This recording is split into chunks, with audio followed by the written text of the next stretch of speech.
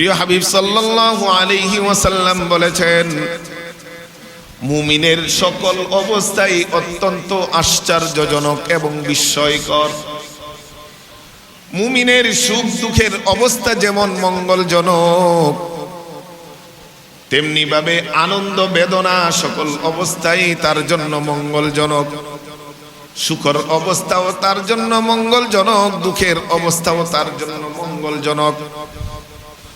রাসূল বলেন, ইন আসাবাতহু সাররা ফাশাকারা ফাকানা খায়রান লাহু। মুমিনকে যখন কোনো সুখ দুঃখ নিয়ামত ভালো কিছু স্পর্শ করে, আল্লাহর পক্ষ থেকে কোনো অনুগ্রহ পায়, কোনো দয়া পায়, রিজিকে প্রশস্ততা পায়, সুস্থতা পায়, যে কোনো নিয়ামত পাবে, নিয়ামত পেয়ে সাথে সাথে আল্লাহর কৃতজ্ঞতা আদায় করবে, শুকরিয়া আদায় করবে। এটা তার জন্য কল্যাণকর হবে, আল্লাহর নিয়ামত তার প্রতি আরো বেশি বৃদ্ধি করে দিবে। লা ইন শাকারতুম লা আযীদান্নাকুম। আল্লাহ বলেন, আমার নিয়ামত পেয়েছো বান্দা, তোমার জন্য এটা অনেক মঙ্গলজনক, কল্যাণজনক। কখন? যদি তুমি কৃতজ্ঞতা আদায় করো। কারণ কৃতজ্ঞতা যদি আদায় করো, আমি তোমার উপর আমার নিয়ামতকে অগণিতভাবে বৃদ্ধি করে দেব। আবার দ্বিতীয় অপশনে বলেন, ওয়া ইন আসাবাতহু দাররা ফাসাবারা ফাকানা খায়রান লাহু। এর বিপরীত যদি মুমিনকে দুঃখ কষ্ট বালা মুসিবত, বিপর্যয়, ভূমিকম্প, ভূমিধস, মহামারী, বন্যা, এই সমস্ত বড় বড় বিপদ যদি তাকে স্পর্শ করে, সেটাও তার জন্য কল্যাণকর। কখন? ফাসাবারা, যদি সে সেই বিপদে ধৈর্য ধারণ করতে পারে। আলহামদুলিল্লাহ الحمد لله نحمده ونستعينه ونستهديه ونسترشده ونؤمن به ونتوكل عليه ونعوذ بالله من شرور أنفسنا وسيئات أعمالنا من يهده الله فلا مضل له ومن يضلله فلا هادي له ونشهد أن لا إله إلا الله وحده لا شريك له ونشهد أن سيدنا وسندنا وحبيبنا وحبيب ربنا وطبيبنا وطبيب قلوبنا ومولانا محمدا عبده ورسوله। সকলে একটু প্রাণ খুলে প্রিয় নবীজির প্রতি দরুদ পেশ করি। আল্লাহুম্মা সাল্লি আলা মুহাম্মাদিন ওয়া আলা আলি মুহাম্মাদ কামা বারাকতা আলা ইব্রাহিম ওয়া আলা আলি ইব্রাহিম ইন্নাকা হামিদুম মাজিদ। اللهم بارك على محمد وعلى آل محمد كما باركت على إبراهيم وعلى آل إبراهيم إنك حميد مجيد। اللهم صل وسلم وبارك عليه। একটু জিকির করি, লা ইলাহা ইল্লাল্লাহ লা ইলাহা ইল্লাল্লাহ লা ইলাহা ইল্লাল্লাহ لا إله إلا الله لا إله إلا الله لا إله إلا الله لا إله إلا الله حسبي ربي جل الله ما في قلبي غير الله نور محمد صلى الله لا إله إلا الله لا إله إلا الله لا إله إلا الله لا إله إلا الله لا إله إلا الله محمد رسول الله صلى الله عليه وسلم قال الله تبارك وتعالى في كلامه المجيد بعد أعوذ بالله من الشيطان الرجيم بسم الله الرحمن الرحيم وما أصابكم من مصيبة فبما كسبت أيديكم ويعفو عن كثير صدقت يا رب العالمين উপস্থিত সম্মানিত মুসল্লিয়ানে কিরাম মুরব্বিয়ানে আযম মহান রব্বুল আলামিনের বিশেষ অনুগ্রহ আর দয়ায় পৃথিবীর সর্বোৎকৃষ্ট স্থানে আমরা আসতে পেরেছি বসতে পেরেছি কোরআন ও হাদিসের আলোচনা শোনার সুযোগ পেয়েছি নামাজের জন্য অপেক্ষা করে সমপরিমাণ সওয়াব অর্জন করার সুবর্ণ সুযোগটুকু আমরা কাজে লাগাতে পেরেছি এই জন্য আল্লাহ তাআলা যেই অনুগ্রহ আর দয়া আর রহমতে এই সুযোগটুকু করে দিয়েছেন তারই কৃতজ্ঞতার শুকর আদায় করে মনের গহীন থেকে প্রাণ উজাড় করে কালিমাতু শুকর একবার পড়ি আলহামদুলিল্লাহ। সম্মানিত উপস্থিতি, আপনাদের বিশেষ দোয়ার আল্লাহর অনুগ্রহে আলহামদুলিল্লাহ 15 দিনের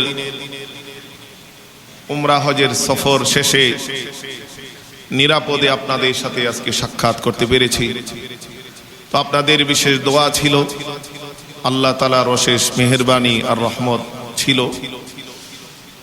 সকল প্রতিকূলতা পেরিয়েও আমরা সুস্থ অবস্থায় একটা বরকতপূর্ণ মহান সফর, পৃথিবীর সর্বোৎকৃষ্ট সফর শেষে নিরাপদে পরিবারে আসতে পেরেছি। আলহামদুলিল্লাহ, আপনারা দোয়া করেছেন, আপনাদের প্রত্যেকের জন্যই আমি অধম দোয়া করেছি। কাবার গিলাফ ধরে, মুলতাজাম ধরে, রুকনে ইয়ামানি ধরে প্রত্যেকের জন্য দোয়া করেছি। আল্লাহ তাআলা সকলের দোয়াগুলো কবুল আর মঞ্জুর করে নিন, সকলে বলে আমিন। আমি সহ আপনাদের এই মসজিদের মুসল্লি জনাব ডাক্তার মফিজুল ইসলাম সাহেব এবং ওনার ভাই জনাব ইসমাইল হোসেন সাহেব, ভাতিজা মুজাম্মেল খান সহ ওনাদের পরিবারের প্রায় 9 জন গিয়েছিলাম আমরা। পাশাপাশি আমার অফিসের কলিগরাও ছিলেন আরো 10-12 জন, প্রায় 20-25 জনের একটা কাফেলা আমরা এই উমরা হজ পালন করতে পেরেছি। আল্লাহর বিশেষ শুকর। আল্লাহ তাআলা যেন আমাদের পক্ষ থেকে এই উমরা সফরের প্রত্যেকটা আমলকে কবুল আর মঞ্জুর করে নেন, সকলে বলে আমিন। আমরা যারা এখনো যেতে পারি নাই, মন কাঁদে, প্রাণ কাঁদে, হৃদয় কাঁদে, প্রত্যেককে যেন সেই কাবার গিলাফ ধরে, মুলতাজাম ধরে, রুকনি ইয়ামানি ধরে দোয়া করার তৌফিক আল্লাহ দেন, সকলে বলে আমিন। প্রিয় হাবিব সাল্লাল্লাহু আলাইহি ওয়াসাল্লামের রওজার সামনে দাঁড়িয়ে যেন আমরা আসসালাতু ওয়াসসালামু আলাইকা ইয়া রাসূলুল্লাহ, আসসালাতু ওয়াসসালামু আলাইকা ইয়া হাবিবাল্লাহ, আসসালাতু ওয়াসসালামু আলাইকা ইয়া সাইয়্যিদুল মুরসালিন, আসসালাতু ওয়াসসালামু আলাইকা ইয়া শাফিউল মুযনিবিন, আসসালাতু ওয়াসসালামু আলাইকা ইয়া রাহমাতাল লিল আলামিন। এই সালাম ও সালাতটুকু প্রেরণ করতে পারি আল্লাহ প্রত্যেককে তৌফিক দান করুন, সকলে বলে আমিন।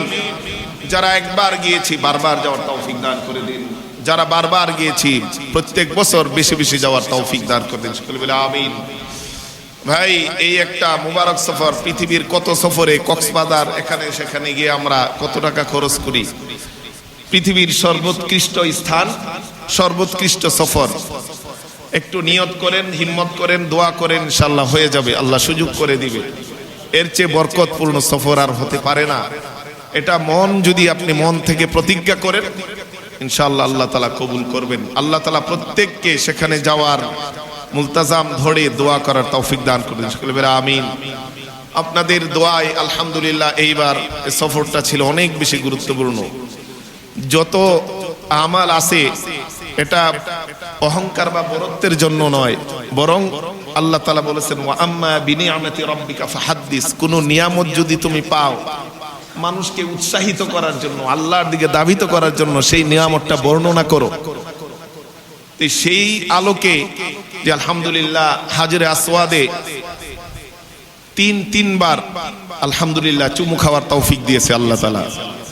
রুকনি ইয়ামানিতে ৮-৯ বার ধরে ধরে বুক জড়িয়ে দোয়া করার তৌফিক হয়েছে। কাবার গিলাফে মুলতাজামে একবারে দীর্ঘ সময় দাঁড়িয়ে দোয়া করার তৌফিক হয়েছে। হাতিমে কাবায়, যেখানে নামাজ পড়ার সুযোগ একবারে হয় না, হাতিমে কাবা, কাবার ভিতরে একটি অংশ আছে, সেখানেও আলহামদুলিল্লাহ নামাজ পড়ার আল্লাহ তৌফিক দিয়েছেন, সকলে বলে আলহামদুলিল্লাহ। প্রত্যেকটা আমলে আল্লাহ তাআলা সহজ করে দিয়েছেন, যেন কবুল করে নেন, প্রত্যেকে যেন সেখানে গিয়ে সকল আমলগুলো করতে পারি। আল্লাহ তাআলা সকলকে তৌফিক দান করে দেন, সকলে বলে আমিন। আমরা আসলে যখন উমরা সফরে ছিলাম, কয়েকটা আল্লাহর পক্ষ থেকে ভূমিকম্পের খবর আমরা সেখানেই পেয়েছি, দোয়া করেছি দেশবাসীর জন্য, আপনাদের জন্য, আমাদের নিজেদের জন্য। আল্লাহ তাআলা যেন এই বিপদ, আসন্ন বিপদ, মুসিবত, ভূমিকম্প, ভূমিধস থেকে আমাদেরকে হেফাজত করে নেন। এই বিপদ, আপদ, বালা, মুসিবত, ভূমিকম্প, ভূমিধস, প্রাকৃতিক দুর্যোগ, এর কি কারণ এবং মুমিনের জন্য এর প্রতি কি করণীয়, এই সম্পর্কে আজকে ইনশাআল্লাহ সংক্ষিপ্তভাবে আলোচনা হবে। ওমা তৌফিক ইল্লা বিল্লাহ। আমরা জানি বন্ধুগণ, এই পৃথিবীতে আমরা এসেছি, এই পৃথিবী যেমন সুখ দুঃখ আনন্দ আছে, এমনি ভাবে এই পৃথিবীতে দুঃখ বেদনা কষ্ট বালা মুসিবত আছে। পৃথিবীতে এমন কোনো মানুষ আসে নাই যে শুধু সুখে শান্তিতেই সারা জীবন কাটিয়েছে, তার দুঃখ কোনোদিন স্পর্শ করে নাই, কষ্ট মুসিবত স্পর্শ করে নাই, এমন কেউ পৃথিবীতে আগমন করেননি। এমনি ভাবে এমন কেউ আগমন করেননি যার শুধু সারা জীবন দুঃখই ছিল, কখনো সে সুখ পায় নাই, এমনও কেউ ছিল না। এই পৃথিবীতে সুখ দুঃখ দুটোটাই অবধারিত, আবার দুটোটাই ক্ষণস্থায়ী। এই পৃথিবীর সকল সুখ আনন্দ সব ক্ষণস্থায়ী, সাময়িক, একটু পরেই, কিছুক্ষণ পরেই সেগুলো নিঃশেষ হয়ে যেতে পারে। আবার এই পৃথিবীর যত দুঃখ কষ্ট বালা মুসিবত, সেটাও ক্ষণস্থায়ী, সেটাও চিরস্থায়ী নয়, সেটাও কিছুক্ষণ পর, কিছুদিন পর সেটা দূর হয়ে যাবে। এজন্য মুমিনের করণীয় হলো যে এই পৃথিবীর সকল সুখ দুঃখ আর অনুগ্রহ দয়া আনন্দে আত্মহারা না হয়ে, অহংকারী না হয়ে, বরং আল্লাহর শুকরিয়া আদায় করা, আল্লাহর কৃতজ্ঞতা আদায় করা, আর যত দুঃখ কষ্ট মুসিবত আসবে তাতে ধৈর্য ধারণ করা।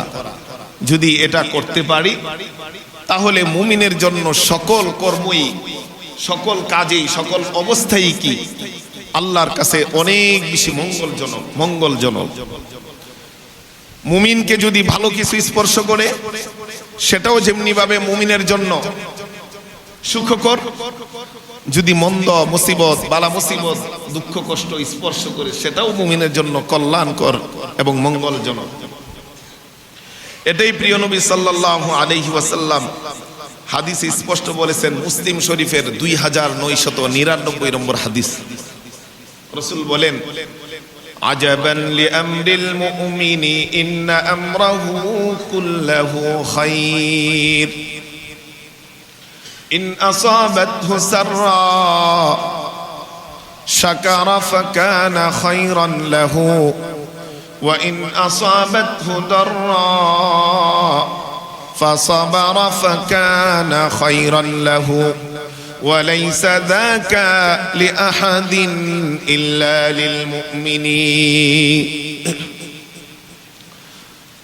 প্রিয় হাবিব সাল্লাল্লাহু আলাইহি ওয়াসাল্লাম বলেছেন মুমিনের সকল অবস্থাই অত্যন্ত আশ্চর্যজনক এবং বিস্ময়কর। মুমিনের সুখ দুঃখের অবস্থা যেমন মঙ্গলজনক, তেমনি ভাবে আনন্দ বেদনা সকল অবস্থাই তার জন্য মঙ্গলজনক। সুখের অবস্থাও তার জন্য মঙ্গলজনক, দুঃখের অবস্থাও তার জন্য মঙ্গলজনক। রাসূল বলেন ইন আসাবাতহু সাররা ফাশাকারা ফাকানা খায়রান লাহু। মুমিনকে যখন কোনো সুখ দুঃখ নিয়ামত ভালো কিছু স্পর্শ করে, আল্লাহর পক্ষ থেকে কোনো অনুগ্রহ পায়, কোনো দয়া পায়, রিজিকে প্রশস্ততা পায়, সুস্থতা পায়, যে কোনো নিয়ামত পাবে, নিয়ামত পেয়ে সাথে সাথে আল্লাহর কৃতজ্ঞতা আদায় করবে, শুকরিয়া আদায় করবে।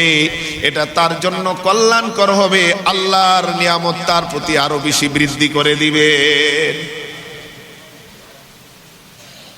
লা ইন শাকারতুম লা আযীদান্নাকুম। আল্লাহ বলেন আমার নিয়ামত পেয়েছো বান্দা, তোমার জন্য এটা অনেক মঙ্গলজনক, কল্যাণজনক। কখন? যদি তুমি কৃতজ্ঞতা আদায় করো। কারণ কৃতজ্ঞতা যদি আদায় করো, আমি তোমার উপর আমার নিয়ামতকে অগণিতভাবে বৃদ্ধি করে দেব। আবার দ্বিতীয় অপশনে বলেন ওয়া ইন আসাবাতহু দাররা ফাসাবারা ফাকানা খায়রান লাহু। এর বিপরীত যদি মুমিনকে দুঃখ কষ্ট বালা মুসিবত, বিপর্যয়, ভূমিকম্প, ভূমিধস, মহামারী, বন্যা, এই সমস্ত বড় বড় বিপদ যদি তাকে স্পর্শ করে, সেটাও তার জন্য কল্যাণকর। কখন? ফাসাবারা, যদি সে সেই বিপদে ধৈর্য ধারণ করতে পারে। মুমিন বিপদে পড়ে ধৈর্য ধরবে, এটা তার জন্য কল্যাণজনক। এই কল্যাণের দ্বারা তার গুনাহ মাফ হবে, তার মর্যাদা বৃদ্ধি হবে, তার ঈমানের পরীক্ষা হয়ে যাবে। সেই কিয়ামতের কঠিন দিনে আল্লাহর কাছে নাজাত পেয়ে সরাসরি জান্নাতে প্রবেশ করে যাবে। তাইলে বুঝলাম মুমিনের জন্য উভয় অবস্থাই কি কল্যাণজনক, নেককারজনক, ভালো, বিস্ময়কর। এজন্য রাসূলই বলেন মুমিনের দুটো অবস্থাই বিস্ময়কর, আশ্চর্যজনক। ভালো কিছু যদি স্পর্শ করেন, শুকরিয়া আদায় করে, তার ভালো কিছু নিয়ামত অনুগ্রহ বেড়ে যায়। আর দুঃখ কষ্ট মুসিবত যদি সে পায়, এটাতে যদি সে ধৈর্য ধারণ করে, আল্লাহ তার মুসিবত থেকে সাময়িক নিয়েছে উদ্ধার করে দিবেন। তাকে ধৈর্যশীল বান্দা হিসেবে অগণিত পুরস্কারে পুরস্কৃত করবেন বলে আল্লাহু আকবার। এজন্য আমাদেরকে স্মরণ রাখতে হবে, এই পৃথিবীতে যত বিপদ আপদ আসবে, এটা তিনটা কারণে আসে সাধারণত। কয় কারণে? তিন কারণে বিপদ আপদ বালা মুসিবত আসবে। এক নম্বর হলো পরীক্ষা। এক নম্বর হলো পরীক্ষা। আল্লাহ তাআলা কোরআনে কারিমে বলেছেন সূরাতুল আনকাবুতের শুরুতে, আহাসিবান নাস, যে মানুষ কি মনে করেছে যে তারা ঈমান এনেছে এই কথা বললেই পার পেয়ে যাবে? ওয়াহুম লা ইফতানুন, তাদেরকে পরীক্ষা করা হবে না? আপনি যে ঈমান এনেছেন আল্লাহর প্রতি, আখিরাতের প্রতি, রাসূলের প্রতি, এই কথা মুখে বললেই হয়ে যাবে না। এটা মুখে যেমন বলতে হবে, প্র্যাকটিক্যাল পরীক্ষাও দিতে হবে। সেই পরীক্ষাটার জন্য আল্লাহ বালা মুসিবত দিয়ে ধৈর্যের পরীক্ষা নেন, বলি সুবহানাল্লাহ। এজন্য বালা মুসিবত যা আসে, এর এক নম্বর কারণ কি বলেন? মুমিনের পরীক্ষা, ধৈর্যের পরীক্ষা নেই আল্লাহ তাআলা, ঈমানের পরীক্ষা নেই আল্লাহ তাআলা। সূরাতুল বাকারার 155 নম্বর আয়াতে বলেছেন, وَلَنَبْلُوَنَّكُمْ بِشَيْءٍ مِّنَ الْخَوْفِ وَالْجُوعِ وَنَقْصٍ مِّنَ الْأَمْوَالِ وَالْأَنفُسِ وَالثَّمَرَاتِ وَبَشِّرِ الصَّابِرِينَ। নবী আপনি জানিয়ে দেন, নিশ্চয় নিশ্চয় আপনাদেরকে আমি পরীক্ষা করব। এই পরীক্ষা শব্দটার আগে আল্লাহ তাআলা আরবি ব্যাকরণের দুইটা নিশ্চয়তার শব্দ ব্যবহার করেছেন। আরবি ব্যাকরণ যদি আমরা পরিঘাটি দেখতে পাই, নিশ্চয় নিশ্চয় এই কথাটা বোঝাতে আল্লাহ দুইটা শব্দ ব্যবহার করেন। একটা হলো লামে তাকিদ, আরেকটা হলো নুনে তাকিদ। লামে তাকিদ হলো যেটা যে কোনো ফেল বা ভার্বের শুরুতে আসে, আর নুনে তাকিদ হলো ভার্বের শেষে আসে। যে কোনো একটা বুঝাইলেই নিশ্চয়তা প্রদান করে, কিন্তু আল্লাহ তাআলা কিছু কিছু জায়গায় ভার্বের শুরুতে অনিশ্চয়তা এনেছেন, শেষে অনিশ্চয়তার শব্দ এনেছেন। শুরুতে এনেছেন লাম, শেষে এনেছেন নুন, নুনে তাকিদ বা নুনে তাকিদ সাকিলা। আমরা যারা আরবি ব্যাকরণ জানি তারা বুঝবো। নাবলু মানে পরীক্ষা করা, ওয়ালা নাবলু মানে নিশ্চয় পরীক্ষা করব। আবার নাবলু ওয়ান্নাকুম লাস্টে আবার আল্লাহ নুনে তাকিদ সাকিলা এনেছেন, দুইটা নুন এনেছেন। এর অর্থ হলো নিশ্চয় নিশ্চয় নিশ্চয় আমি তোমাদেরকে পরীক্ষা করব। কিসের মাধ্যমে পরীক্ষা করব? বিশাইইম মিনাল খাউফ, কিছু ভয় ভীতির মাধ্যমে। শত্রুর পক্ষ থেকে ভয়, বিভিন্ন ভয় থাকবে অন্তরে, এটা পরীক্ষা। অস্থিরতা থাকবে, অস্থিরতা, হৃদয়ের অস্থিরতা, এটাও আল্লাহর পক্ষ থেকে পরীক্ষা। আল্লাহর জিকির করলে সেই অস্থিরতা দূর হবে। ওয়াল জুই, ক্ষুধার্ত দিয়ে আমি পরীক্ষা করব। ঠিকভাবে তোমরা খেতে পারো না, রিজিকের অভাব। অনেকের রিজিকের অভাব নাই, কিন্তু ডায়াবেটিসের কারণে খেতে পারে না, রোগের কারণে খেতে পারি না। সামনে এত ফল ফলাদি আছে, লোভনীয় খাবার আছে, কিন্তু খেতে পারি না। আল্লাহ বলেন মিনাল জু, কিছু ক্ষুধার্ত দিয়ে, খাবারের অভাব দিয়ে আমি তোমাদেরকে পরীক্ষা করব। ওয়ানাকসিম মিনাল আমওয়াল, শস্য শ্যামল ফল ফলাদি, তোমাদের সম্পদ বিনষ্ট করে আমি তোমাদেরকে পরীক্ষা করব। হঠাৎ করে দোকানে আগুন লেগে গেছে, লক্ষ লক্ষ টাকার সম্পদ পড়ে গেছে। হঠাৎ করে সমুদ্রে জাহাজ ডুবে গেছে, মাল নিঃশেষ হয়ে গেছে। হঠাৎ করে চুরি ডাকাতি হয়েছে, দোকানে লক্ষ লক্ষ টাকার মাল নিয়ে গেছে। ব্যবসায়ী করেছিলাম অনেক লাভের আশায়, ব্যবসা করে লস হয়েছে। এই সবগুলোই হলো আল্লাহর পক্ষ থেকে পরীক্ষা। ওয়ানাকসিম মিনাল আমওয়াল, সম্পদ বিনষ্ট হবে।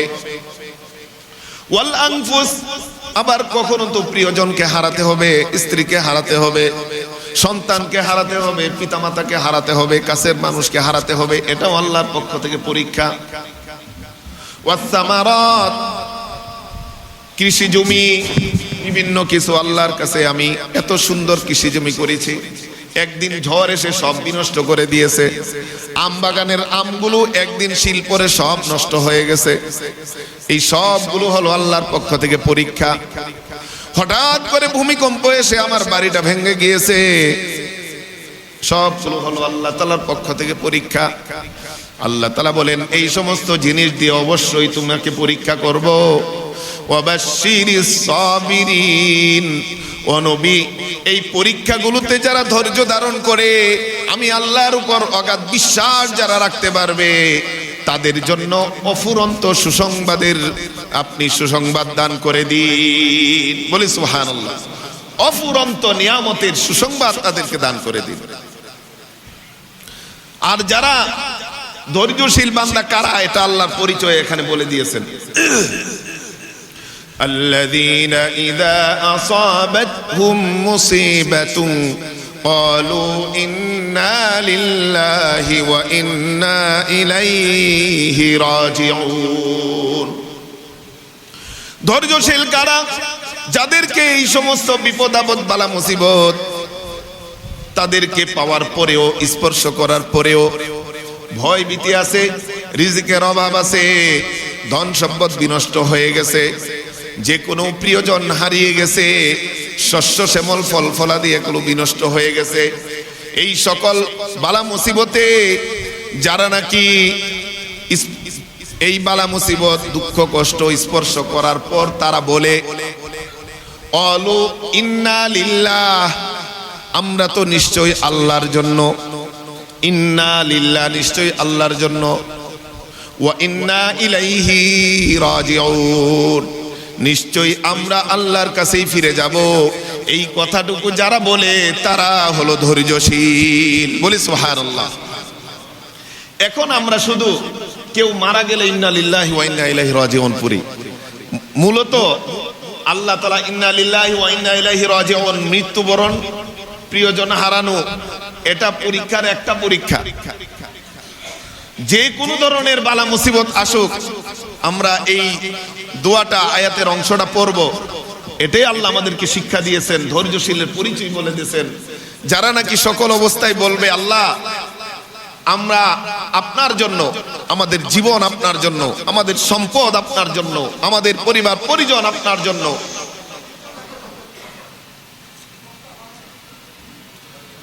আমাদের সব কিছু আপনার জন্য, একদিন আপনার কাছেই ফিরে যেতে হবে। তাই এই মুসিবতে আমি ধৈর্য ধরে আপনার উপর ভরসা করলাম। যারা নাকি এই কথাটুকু বলতে পারবে তারাই হলো ধৈর্যশীল বান্দা। আর ধৈর্যশীলদের জন্য আল্লাহ বলেন ইন্নামা ইউওয়াফফাস সাবিরুনা আজরাহুম বিগাইরি হিসাব, ধৈর্যশীলদের প্রতিদান হলো রোজার মতো অফুরন্ত, যেটা নির্ধারিত নয়। বলি সুবহানাল্লাহ।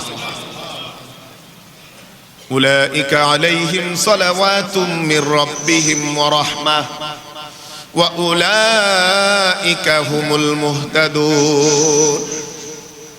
যারা ধৈর্য ধরবে আল্লাহ বলেন তাদের জন্যই রয়েছে সালাওয়াতুন, আল্লাহর পক্ষ থেকে বিশেষ দয়া, ওয়া রাহমা, বিশেষ রহমত, ওয়া উলাইকা হুমুল মুহতাদুন, আর তারাই হলো একমাত্র হেদায়েত প্রাপ্ত বান্দা। তাইলে বুঝতে পারলাম এই আয়াতের অংশ থেকে, সূরাতুল বাকারার 155 থেকে 57 এই আয়াতটির অনুবাদ করলে আপনিও বুঝবেন যে আল্লাহ এই সমস্ত বিপদ বালা মুসিবতে আমাকে পরীক্ষা করবেন কেন, আমি কি ধৈর্য ধরতে পারি কিনা, সেই ধৈর্যের ঈমান আছে কিনা। যদি থাকে আমি আল্লাহর উপর ভরসা করে বলবো আল্লাহ আমরা তো আপনার জন্য, আমার সব কিছু আপনার জন্য, আপনার কাছেই ফিরে যাবেও, এসেছি খালি হাতে, খালি হাতেই ফিরবো। এই দুনিয়ার বিপদ ক্ষণস্থায়ী, সুখও ক্ষণস্থায়ী, তাই এগুলোর জন্য কোনো টেনশন পেরেশানি না নিয়ে আল্লাহর উপর যারা ভরসা করবে তারা ধৈর্যশীল, এবং তাদের জন্যই আল্লাহর পক্ষ থেকে বিশেষ রহমত অনুগ্রহ নাজিল হতে থাকবে। বলি আল্লাহু আকবার। এটাই যেন না বলি আল্লাহ বিপদ আসলেই আল্লাহ শুধু আমাকেই বিপদে দেখছে, নাউজুবিল্লাহ। এই কথা বললে অধৈর্যশীলদের অন্তর্ভুক্ত হয়ে যাব, এটা যেন না বলি। এজন্যই আল্লাহ আমাদেরকে ভালো মন্দ সুখ দুঃখ দিয়ে পরীক্ষা করেন। আল্লাহ তাআলা উপর আয়াতে বলেন, সূরাতুল আরাফের 168 নম্বর আয়াত, ওয়া বালাউনাহুম বিল হাসানাতি ওয়াস সাইয়্যাতি লাআল্লাহুম ইয়ারজিউন। আমি তাদেরকে পরীক্ষা করেছি মন্দ দিয়ে এবং ভালো দিয়ে, সুখ দিয়ে কষ্ট দিয়ে, আনন্দ দিয়ে বেদনা দিয়ে, ওয়াসসাইয়্যাতি লাআল্লাহুম ইয়ারজিউন, যেন তারা এই সুখ দুঃখ আনন্দ বেদনা সেগুলোর মধ্যে ধৈর্য ধারণ করে আমি আল্লাহর কাছে ফিরে আসে, আমি আল্লাহর দিকে যেন ধাবিত হয়। এজন্য আমি তাদেরকে এগুলো দিয়ে থাকি। তাইলে 1 নম্বর বিপদ আপদের কারণ কি? ইমানের পরীক্ষা, ধৈর্যের পরীক্ষা আল্লাহ নেন। এই পরীক্ষায় আমাদের পাস করতে হবে। 2 নম্বর পরীক্ষা মর্যাদা বৃদ্ধি। বলতে পারেন যে আমার তো আলহামদুলিল্লাহ গুনাহ থেকেও মুক্ত থাকি, বিশেষ করে আম্বিয়া কেরাম সকল গুনাহ থেকে পবিত্র ছিলেন, তাইলে উনাদেরকেও কেন বিপদ আপদ বালা মুসিবত স্পর্শ করেছে। প্রিয় নবী সাল্লাল্লাহু আলাইহি ওয়াসাল্লাম হাদিসে বলে দিয়েছেন, সাদ ইবনে আবি ওয়াক্কাস রাদিয়াল্লাহু তাআলা আনহু থেকে বর্ণিত হাদিস, ইবনে মাজাহ শরীফের 4023 নম্বর হাদিস। সাদ ইবনে আবি ওয়াক্কাস রাদিয়াল্লাহু তাআলা আনহু একদিন রাসূলকে জিজ্ঞেস করেন, আইয়ুন নাসি আশাদ্দু বালাআন ইয়া রাসূলুল্লাহ, হে আল্লাহর রাসূল, এই দুনিয়াতে সবচেয়ে বেশি পরীক্ষার সম্মুখীন হয় কারা? সবচেয়ে বেশি বালা মুসিবতের সম্মুখীন হয় কারা? আল্লাহর পক্ষ থেকে বিপদ আপদ বালা মুসিবত পরীক্ষার সম্মুখীন কারা হয়ে থাকেন? রাসূল করিম সাল্লাল্লাহু আলাইহি ওয়াসাল্লাম বলেন, আল আম্বিয়া, এই দুনিয়াতে যত মানুষ এসেছে সবার চেয়ে সেরা যেত আম্বিয়ারা, এজন্য আম্বিয়াদের সবচেয়ে বেশি কঠিন পরীক্ষার সম্মুখীন হতে হয়েছে। বলি সুবহানাল্লাহ। সুম্মাল আমসাল ফাল আমসাল, এরপরে যে যত বেশি আল্লাহ বিরু খুদা বিরু, যে যত বেশি নৈকট্যশীল বান্দা, তার তত বেশি আম্বিয়াদের পরে পরীক্ষার সম্মুখীন হতে হবে। তাই আমার যত বেশি পরীক্ষা, বুঝতে হবে আল্লাহর নৈকট্যশীল হতে পারে আমি তত বেশি। বলি সুবহানাল্লাহ। তাই অধৈর্য হওয়ার কিছু নাই, নিরাশ হওয়ার কিছু নাই। যে কোনো বিপদে মুসিবতে যদি আমি ধৈর্য ধারণ করি, আম্বিয়াদের পরের অবস্থানে আমার হয়ে যাবে। বলি সুবহানাল্লাহ। এই যে অবস্থাটা, আমার যদি গুনাহ নাও থাকে, আমার মর্যাদা বৃদ্ধি হবে। আল্লাহর কাছে আল্লাহ বেশি নিকটে নিতে চান আমাকে, এজন্য পরীক্ষা দেন। বেশি কাছাকাছি নিতে চান, এজন্য আল্লাহ আমাকে পরীক্ষা দেন। এই হলো 2 নম্বর কারণ, মর্যাদা বৃদ্ধির জন্য বালা মুসিবত পরীক্ষা আসে। 3 নম্বর কারণ হলো গুনাহের প্রাদুর্ভাব, যেটা আমাদের মাঝে আছে, যেটার কারণেও বালা মুসিবত আসে। গুনাহের কারণেও, গুনাহের ছড়াছড়ি আর প্রাদুর্ভাবের জন্য এই জমিনে বিভিন্ন বিপদ আসে, বালা মুসিবত আসে। ভূমিকম্প, ভূমিধস, মহামারী, বন্যা, ব্যক্তিগত বিপদ, সামাজিক বিপদ, রাষ্ট্রীয় বিপদ, সকল বিপদ আসে গুনাহের কারণেও। আল্লাহ তাআলা সূরাতুন নিসার ৭৯ নম্বর আয়াতে বলেছেন, মা আসাবাকা মিন হাসানাতিন ফামিনাল্লাহ ওয়া মা আসাবাকা মিন সাইয়্যাতিন ফামিন নাফসিক ওয়া আরসালনাকা লিন-নাসি রাসূলা ওয়া কাফা বিল্লাহি শাহীদা। ও নবী, যত ভালো কিছু আপনাকে স্পর্শ করবে, যত সুখ আপনাকে স্পর্শ করে, নিয়ামত স্পর্শ করবে, জেনে রাখবেন এই নিয়ামত সুখ সেগুলো আল্লাহর পক্ষ থেকেই নির্ধারিত ছিল, আপনাকে স্পর্শ করেছে। আর যদি কোনো দুঃখ কষ্ট মুসিবত স্পর্শ করে, জেনে রাখুন এটা আপনার নিজের কারণেই হয়েছে। আপনার নিজের কারণেই সেই সুখ দুঃখ বালা মুসিবত এসেছে, নিজের গুনাহের কারণে, নিজের আমলের কারণে।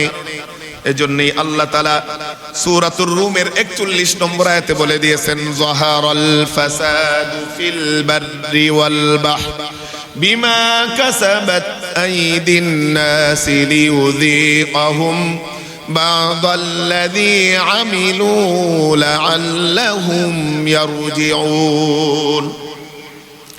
এই দুনিয়ায় যত ফিতনা ফাসাদ সৃষ্টি হয়েছে, বেড়ে গেছে, বিপদ আপদ বেড়ে গেছে, ভূমিকম্প, ভূমিধস, প্রাণহানি এগুলো বেড়ে গেছে, ফিতনা ফাসাদ যত বেড়ে গেছে, পরীক্ষা যত বেড়ে গেল, আল্লাহ বলেন সবগুলো বিমা কাসাবাত আইদিন নাস, সবগুলো হলো মানুষের হাতের কামাই, মানুষের আমলের ফলাফল।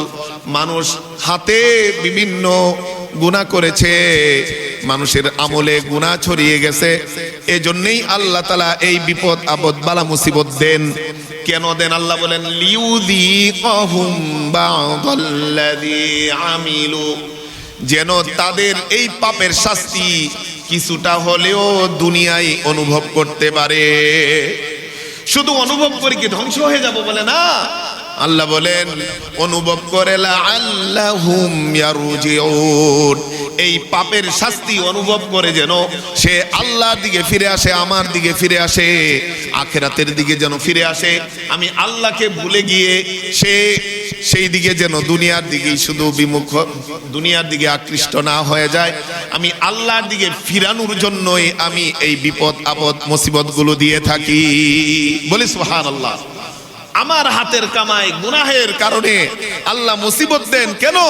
এই মুসিবত কিছুটা পেয়ে যেন আল্লাহর দিকে ফিরে আসি। কারণ আল্লাহ আমাকে জান্নাত দিতে চান, আল্লাহ তাআলা আমাদেরকে সেই জাহান্নাম থেকে মুক্তি দিতে চান। এই জন্য এগুলো দিয়ে আল্লাহ আমাকে আল্লাহর দিকে ফেরাতে চান। সূরাতুর রুমের 41 নম্বর আয়াত খুলে দেখি, লাআল্লাহুম ইয়ারজিউন, যেন মানুষ আমার দিকে ফিরে আসে। শুধু তাই না, আল্লাহ তাআলা সূরাতুশ শূরা 30 নম্বর আয়াতে বলেছেন, ওয়া মা আসাবাকুম মিন মুসিবাতিন ফাবিমা কাসাবাত আইদিকুম ওয়া ইয়াফু আন কাসীর। ও দুনিয়ার মানুষেরা জেনে রাখো, ভূমিকম্প, ভূমিধস, প্রাণহানি, বিভিন্ন বন্যা, মহামারী, প্রাদুর্ভাব, যত ধরনের মুসিবত তোমাদের কাছে আসে না কেন, এগুলো হলো সব কিছু তোমাদের আমলের কামাই। ওয়া ইয়াফু আন কাসীর, জেনে রাখো প্রত্যেকটা গুনার বিপরীতে আল্লাহ এই আযাব গজব দেন না। আল্লাহ তাআলা অধিকাংশ সেই গুনাহগুলোকে মাফ করে দেন, আর কিছু গুনার কারণে তোমাদেরকে এই আযাব দিয়ে থাকেন, গজব দিয়ে থাকেন, তোমাদেরকে পরীক্ষা করতে থাকেন, যেন তোমরা কিছু গুনাহের আযাবে তোমরা আস্বাদন করে, অনুভব করে আমি আল্লাহর কাছে তোমরা ফিরে আসতে পারো। বলি সুবহানাল্লাহ। তাইলে এজন্য আমাদের বুঝতে হবে, যেই কোনো বালা মুসিবত আসে না কেন 3 কারণে আসে। 1 নম্বর ধৈর্যের পরীক্ষার জন্য আসে, 2 নম্বর আমার মর্যাদা বৃদ্ধির জন্য আসে, 3 নম্বর আমার গুনাহের হাতের কামাই গুনাহের কারণে আসে। তাইলে গুনাহের কারণে যদি আসে কি করতে হবে? গুনাহ থেকে সাথে সাথে ফিরে যেতে হবে এবং আল্লাহর কাছে তওবা করতে হবে। এই 3 কারণে এই পৃথিবীতে বালা মুসিবত, সেই আযাব গজব এসে থাকে। এই জন্য এই 3টা কারণ সবসময় আমাদের মনে রাখতে হবে। প্রথমে আমার মনে করতে হবে হয়তোবা সেটা আমার ভূমিকম্প, ভূমিধস, সেটা তো বললাম সামাজিক বড় ধরনের আযাব গজব, ছোট ব্যক্তিগত পারিবারিক যদি কোনো সমস্যা, কোনো পরীক্ষা, কোনো বিপদ আসে, সেটাও বুঝতে হবে যে এটা আমার গুনার কারণে এসেছে, সাথে সাথে আল্লাহর দিকে ফিরে যাব। আর যদি মনে হয় যে না আমি তো কোনো গুনাহ করি নাই, তাইলে বুঝবেন আল্লাহ ধৈর্য ধারণের জন্য আল্লাহ আমাকে এই পরীক্ষা নিচ্ছেন। বুঝবেন যে এর মাধ্যমে আল্লাহ হয়তোবা আমাকে মর্যাদা বৃদ্ধি করতে চান, আল্লাহ আমাকে কাছে টেনে নিতে চান, এই জন্য এই পরীক্ষা দিচ্ছেন। এটা মনে করে সর্বাবস্থায় আমি আল্লাহর দিকে ফিরে যাব, এটাই হলো মুমিনের জন্য করণীয়। এটাই আল রাসূল বলেছেন, আজাবান লি আমরিল মুমিন, যে মুমিনের সকল অবস্থায় বিস্ময়কর যে সেই ভালো কিছু পেলে আল্লাহর কৃতজ্ঞতা আদায় করবে আর আল্লাহ তার উপর আরো নিয়ামত বাড়িয়ে দিবেন, আর মন্দ কিছু পেলে সে ধৈর্য ধারণ করে আল্লাহর দিকে ফিরে আসবে, আল্লাহ তার গুনাহগুলো মোচন করে দিয়ে আল্লাহর কাছাকাছি নৈকট্যশীল বান্দা হিসেবে কবুল করেন। বলি সুবহানাল্লাহ। এখন আমরা সংক্ষিপ্তভাবে জানবো যে কোন কোন গুনাহ এই জমিনে ছড়িয়ে গেলে সাধারণত এই প্রাকৃতিক দুর্যোগ যেটাকে আমরা বলি, বড় বড় আযাব গজব, বিশেষ করে ভূমিকম্প, বিশেষ করে ভূমিধস, বিশেষ করে বন্যা, বিশেষ করে এই করোনা ভাইরাসের মতো মহামারী, এই সমস্ত বড় বড় আযাব গজব কেন আসে, এটা সংক্ষিপ্ত আকারে আমরা কয়েকটা জানবো ইনশাআল্লাহ। প্রিয় নবী সাল্লাল্লাহু আলাইহি ওয়াসাল্লাম হাদিসে বলে গেছেন, তিরমিজি শরীফের 2221 নম্বর হাদিস, ওই হাদিসে রাসূল বলেন 15টা কারণ উল্লেখ করেছেন। কয়টা কারণ? 15টা কারণে এই বড় বড় আযাব গজব, প্রাকৃতিক দুর্যোগ সেগুলো এসে থাকে। এর 1 নম্বর হলো ইদা উত্তখিদাল ফাইউদ ওয়ালা, যদি যুদ্ধলব্ধ সম্পদকে নিজের সম্পদ মনে করা হয়, মানে যুদ্ধের পর গনিমতের সম্পদ সেটাকে যদি নিজের সম্পদ মনে করে যেমনি ইচ্ছা এমনি নিয়ে নেওয়া হয়, এটা একটা বড় গুনাহ। এটার কারণে এই প্রাকৃতিক দুর্যোগ এসে থাকে। 2 নম্বর, ওয়াল আমানাতু মাগনামা, আমানতকে লুটের সম্পদ মনে করা হয়, অর্থাৎ আমানত রক্ষা করা হয় না। কেউ একটা আমানত দিয়েছে, সেটা আমি রক্ষা না করে লুটের মতো নিঃশেষ করে দিলাম, শেষ করে দিলাম। বর্তমান জমানায় এমনও তো লোক আছে, আমানতের সম্পদ বলে দিয়েছে, আমানতের সম্পদ বলে জমা করেছে, বিভিন্ন সমিতি করে মানুষের টাকাগুলো জমা করে, আমানতের টাকা, তারপরে নিজেই বিভিন্ন কৌশল করে আরেকজনকে দিয়ে চুরি করায়, ডাকাতি করায় মানুষের সম্পদকে আত্মসাৎ করার জন্য, লুটেরা হিসেবে ব্যবহার করার জন্য সেইগুলোকে ধরে নেয়। কত নিকৃষ্ট! যে কিছুদিন আগে পত্রিকায় পেয়েছি, পুরান ঢাকায় একটা স্বর্ণের দোকানে সে বিভিন্ন স্বর্ণের যে আমানত রক্ষা করা হয় সেই স্বর্ণ জমা রেখেছে, নিজেই লোক দিয়ে সেখানে ডাকাতি করিয়েছে। 8-10 ভরি স্বর্ণ, যেন 100-200 ভরি স্বর্ণ সে যেন আর মানুষকে না দিতে হয়। বলি নাউজুবিল্লাহ। তো এই আমানত যখন রক্ষা হবে না, আমানতের সম্পদকে লুটের সম্পদ মনে করা হবে, তখন এই সমস্ত আযাব গজব নাজিল হবে। 3 নম্বর, ওয়াজ যাকাতু মাগরামা, যাকাতকে যখন জরিমানা মনে করা হবে, হাই হাই 40 ভাগের 1 ভাগ যাকাত দিয়ে দিব, এত বড় জরিমানা আল্লাহ আমার উপর করেছে। যদি জরিমানা মনে করেন তাইলে বুঝতে হবে যে এই প্রাকৃতিক দুর্যোগ, ভূমিকম্প, ভূমিধসের মতো প্রাকৃতিক দুর্যোগের জন্য আমরা অপেক্ষা করতে হবে। 4 নম্বর, ওয়া তুআল্লিমা লিগাইরিদ্দিন, পার্থিব ভোগ বিলাসের জন্য শিক্ষা অর্জন করবে। দুনিয়ার শিক্ষা পার্থিব ভোগ বিলাসের জন্যই শুধু শিক্ষা অর্জন করবে। ডাক্তার ইঞ্জিনিয়ার হয়েছে কিন্তু সূরা ফাতিহাটা শুদ্ধ হয় না, বুঝতে হবে তার শিক্ষা হয়েছে শুধু দুনিয়ার জন্য। এই অবস্থা যখন আসবে তখন প্রাকৃতিক দুর্যোগ গজব দিয়ে আল্লাহ ধ্বংস করে দিবেন। 5 নম্বর, ওয়া আতাআর রাজুলু ইমরাআতাহু, স্বামী যখন নারী ভক্ত হয়ে যাবে, নারীর অনুসরণ করবে, নারীর সাথে সুন্দর আচরণ করা, তার সলা পরামর্শ নেওয়া, এটা ইসলামের বিধান। কিন্তু নারী যেটাই বলে এটাই আপনি মানবেন, নারীর কথা অনুযায়ী ডানে যাবেন বামে যাবেন, এই অবস্থা আসলে আল্লাহর পক্ষ থেকে আযাব গজব নেমে আসবে। 6 নম্বর, ওয়া আক্কা উম্মাহু, যদি মায়ের অবাধ্যতা করা হয়, ওয়া আদনা সাদিকাহু, যদি বন্ধু বান্ধবকে কাছে টেনা হয়। 7 নম্বর, বন্ধু বান্ধব হলো আমার সবচেয়ে কাছের মানুষ। ওয়া আকসা সাদিকাহু ওয়া আদনা সাদিকাহু ওয়া আকসা আবাহু, বন্ধু বান্ধবকে কাছে টেনে আনবেন আর পিতাকে দূরে ঠেলে দিবেন, আযাব গজবের আলামত। 7 নম্বর হলো বন্ধু বান্ধবকে কাছে টেনে আনা, 8 নম্বর হলো পিতা মাতাকে দূরে ঠেলে দেওয়া।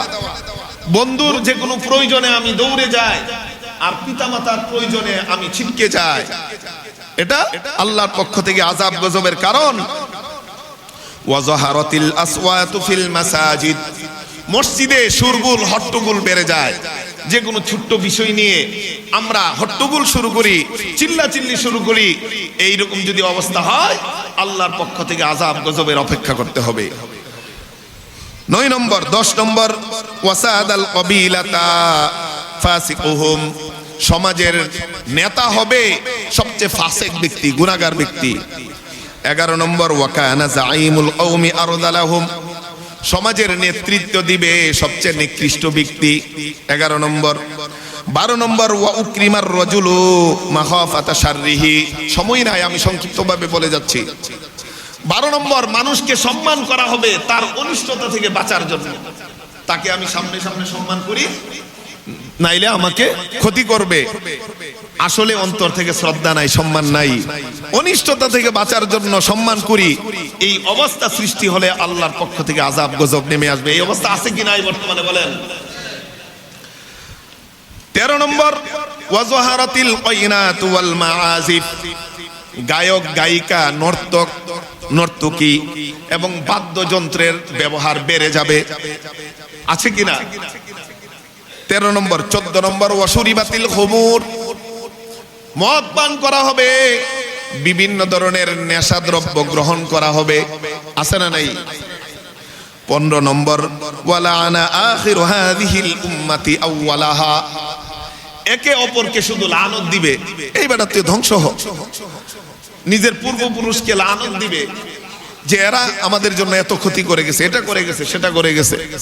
তো এই সমস্ত অবস্থাগুলো যদি পরিলক্ষিত হয়, রাসূল বলেন ফালইয়ারতাকিবু ইনদা যালিকা রিহান হামরা, এই পণ্যটা অবস্থা যদি সমাজে প্রকাশ পায়, তাইলে তারা যেন অগ্নিঝড়ের অপেক্ষা করে, তারা যেন দাবানলের অপেক্ষা করে, দাবানল দিয়ে সবগুলোকে জ্বালিয়ে দেবেন। বলি না আউযুবিল্লাহ। শুধু তাই না, রাসূল বলেন ওয়াজালজালাতান, ভূমিকম্পের জন্য অপেক্ষা করে, এক নাড়া দিবে সব ভেঙে দিবে। ওয়া খাসফান, ভূমি দশের জন্য অপেক্ষা করে, হঠাৎ করে বিল্ডিং সহ মাটির নিচে দেবে যাবে। ওয়া মাসখান, মানুষের আকৃতি পরিবর্তন হয়ে যাবে। এমন অনেক মানুষ পাপের কারণে তাদের আকৃতি মানুষ থেকে বানরে পরিণত হয়ে গেছে, শূকরে পরিণত হয়েছে। বলি না আউযুবিল্লাহ। ওয়াকযফান, আকাশ থেকে পাথরের বর্ষণ হবে, পাথরের বৃষ্টি হবে। এই অবস্থাগুলো চালু হলে আল্লাহর পক্ষ থেকে এই সমস্ত আযাব গজব আসবে।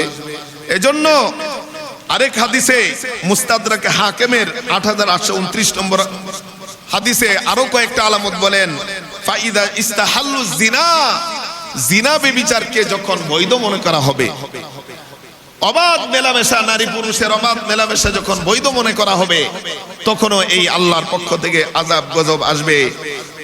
যদি এই নায়ক নায়িকা, গায়ক গায়িকা, নর্তকীদের যদি প্রচার বেড়ে যায়, প্রকাশ বেড়ে যায়, বাদ্যযন্ত্রের যদি ব্যবহার বেড়ে যায়, এই অবস্থায় আল্লাহ তাআলার গায়রতে রাগ উঠে, তখন আল্লাহ জমিনকে বলেন তাজালজালি, ও জমিন একটু কম্পন দিয়ে দে, একটু কম্পন দিয়ে দে।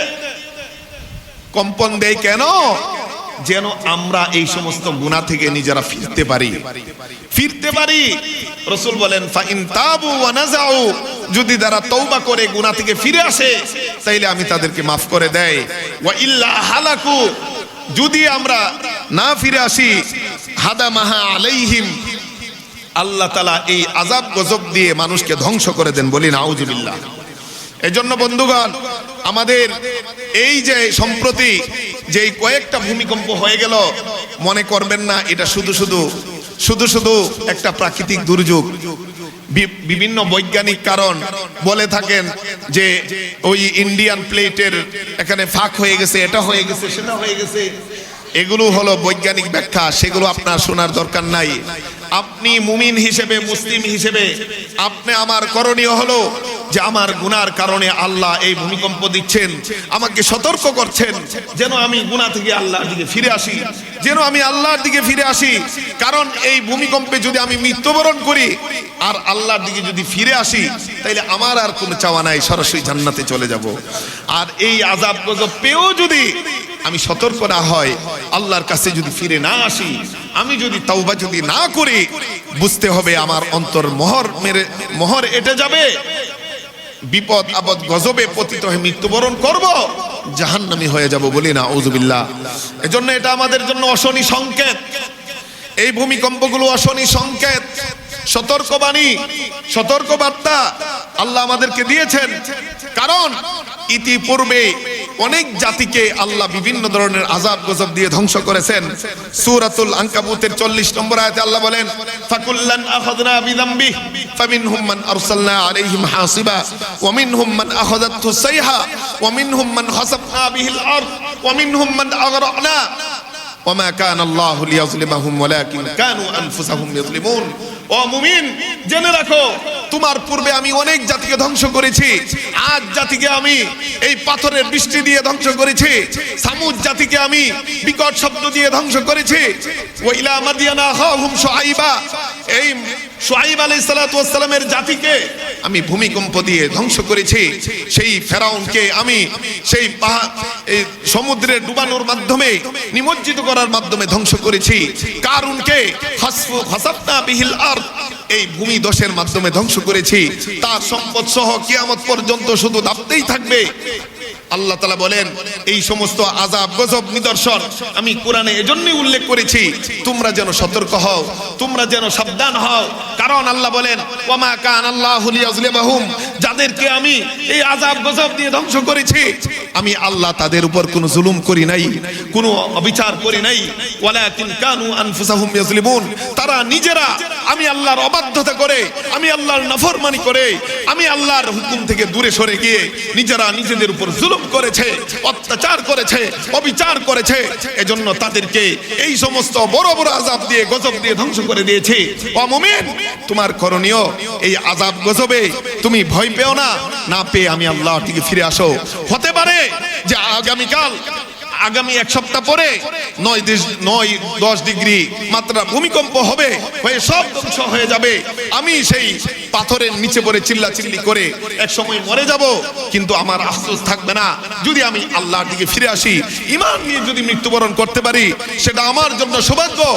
আর যদি এখনো যদি আমি সতর্ক না হই, আল্লাহর এত বড় অশনি সংকেত পেয়েও যদি আমি আল্লাহর দিকে ফিরতে না পারি, তাহলে আমার জন্য অনেক বেশি দুঃখের বিষয়, হাহাকারের বিষয়। এজন্য করণীয় একটাই, আল্লাহর দিকে ফিরতে হবে, ইস্তেগফার করতে হবে, তওবা করতে হবে, ধৈর্য ধরতে হবে, তাকদীরের ভালো মন্দের উপর ছেড়ে দিতে হবে। কারণ সর্বশেষ একটি হাদিস বলে শেষ করছি, মুসলিম শরীফের 257 নম্বর হাদিস।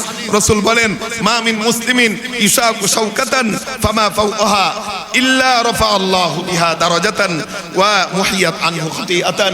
মুমিনকে যত বিপদ মুসিবত স্পর্শ করে, যদি হাতে গিয়ে পায়ে একটা ছোট কাটাও যদি বিধে, এর চেয়ে ছোট কষ্ট যদি সে পায়, রাসূল বলেন এই কষ্টের মাধ্যমে আল্লাহ তার গুনাহগুলোকে মোচন করে দেন। বলি সুবহানাল্লাহ। এই কষ্টের মাধ্যমে আল্লাহ তার মর্যাদাকে বৃদ্ধি করে দেন। ও মুমিন, এই মুসিবত, প্রাকৃতিক দুর্যোগ, ভূমিকম্প, ভূমিধস আর বন্যা আর মহামারী, এই সব কিছু আমার মর্যাদা বৃদ্ধির জন্য, আমার গুনাহ মাফের জন্য। তারপরেও যদি আমি আল্লাহকে না চিনি, তারপরেও যদি আমি আল্লাহর দিকে ফিরে আসতে না পারি, আমার জন্য সেটা হবে ধ্বংসের কারণ। তাই আল্লাহ যেন আমাদেরকে সামনের দিনগুলোতে আমাদের দেশকে, আমাদের সমাজকে, সকল মুসলিম সমাজ, সেই সমাজকে সকল ধরনের বড় বড় ভূমিকম্প, ভূমিধস, আযাব গজব, এই সমস্ত আল্লাহর গজব থেকে যেন আমাদেরকে হেফাজত করেন। সকল বলে আমিন। আর আমরা যেন এই সমস্ত দিকে ফিরে আসি, ফিরে আসলেই আল্লাহ এগুলো থেকে হেফাজত করবেন। আর ফিরে না আসলে একদিন ধ্বংস হয়ে যাব।